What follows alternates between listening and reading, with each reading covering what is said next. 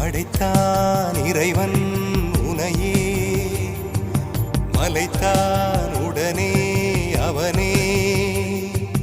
அழகை படைக்கும் திறமை முழுக்க உன்னுடன் சார்ந்தது, என் விழி சேர்ந்தது. விடிய விடிய மடியில் கிடக்கும் பொன்வினை உன்மேனி மீட்டட்டும் என் மேனி. இறைவினில் வந்து கலந்திடு, வீரல் பட மெல்ல கனிந்திடு. உடல் மட்டும் இங்கு கிடக்குது